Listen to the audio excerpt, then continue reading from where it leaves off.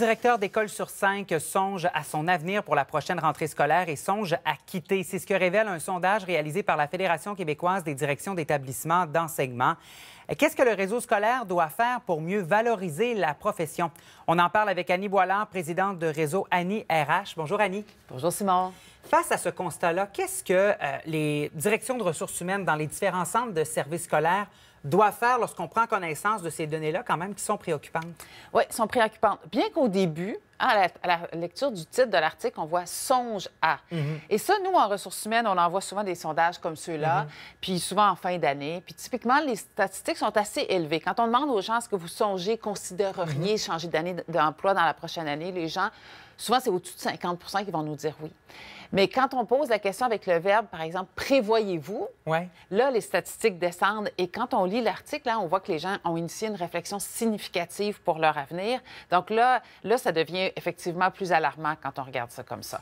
Donc, qu'est-ce qu'un spécialiste des ressources humaines, justement, lorsqu'il voit ça, doit faire là, dans les départements de ressources humaines? Qu'est-ce que ça doit allumer comme cloche, si on veut? C'est sûr que la première question qu'on se pose, c'est pourquoi? Qu'est-ce qui se passe? Et là, on a un peu d'informations sur qu'est-ce qui déplaît aux directeurs d'école. Ils nous disent, dans 79 des cas, que c'est le salaire et la charge de travail. Donc, tout de suite, ça nous piste sur quoi nous pouvons travailler. Le reste de l'environnement semble plutôt satisfaisant. Seulement 4 des gens disaient que c'est les parents ou c'est la pénurie de main-d'œuvre. Donc, c'est vraiment là-dessus qu'il faut se concentrer.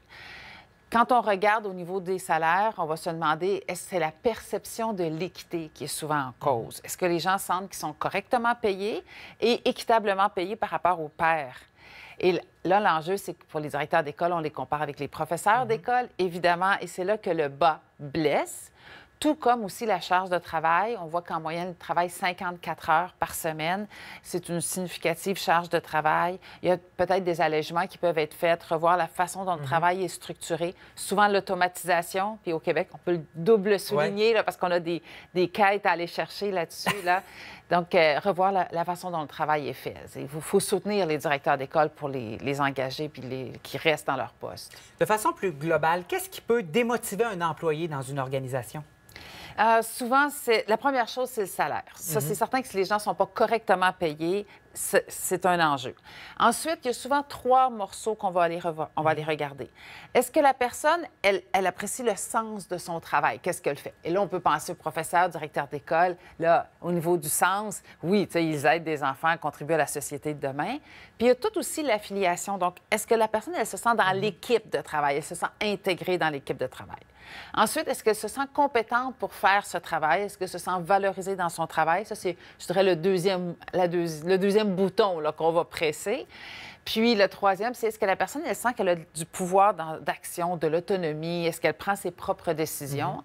Et là, c'est certain que le travail de directeur d'école, bon, dans son école, oui, mais on comprend qu'au niveau de l'embauche des professeurs, qui se trouvent être les employés, ça se passe aussi beaucoup avec le centre de services scolaires. Donc là, c'est rare qu'on se retrouve dans une telle situation où la personne en autorité n'a pas aussi le pouvoir d'embauche et de congédiement. Donc, il y a quelque chose peut-être au niveau de l'autonomie qui complexifie un peu le travail. Mais la question des salaires, dans ce cas-là, c'est un enjeu urgent à régler, selon vous? Bien, là, il y a une inéquité là, qui devient assez perceptible. Rappelons quelques chiffres. En moyenne, les professeurs au Québec, présentement, en 2024, c'est 110 000 qu'ils gagnent. Là, les gens diront, oh, on a entendu 128, tout ça. Oui, mais tu sais, avec le temps avant. Bon, en moyenne, 110 000 pour 200 jours de travail par année, pour une moyenne d'environ 40 heures semaine. Je ne vais pas mettre ça trop maths, là, mais les directeurs d'école, 128 000 par année. Donc, on disait tantôt 110, on est à 128. Oui, c'est appréciable, mais encore. Mais là où le bas blesse, on disait pour les professeurs en moyenne pour 200 jours par année, pour les directeurs d'école pour 260 jours par année. C'est que quand on fait un ratio par heure travaillée, quand on y inclut en plus les 54 heures par semaine en moyenne versus les 40 heures des professeurs, c'est que là, il n'y a plus d'intérêt pour les professeurs d'appliquer sur des postes de directeur, ce qui explique que la tendance est à l'effet que de plus en plus, il y a de ces postes vacants. On nous disait, il y a 3 ans encore, il y avait à peu près une dizaine de postes vacants. L'an passé, une trentaine. Là, on anticipe que ça pourrait être jusqu'à 50 postes vacants. C'est que là, ça devient plus profitable de rester professeur ou pour des directeurs d'école de retourner prof. C'est ça, cette balance-là qui n'est pas en équilibre présentement. Annie Boilard, présidente de Réseau Annie RH, merci beaucoup d'être passée nous voir ce matin. Toujours un plaisir, Simon. Bonne journée. À bientôt.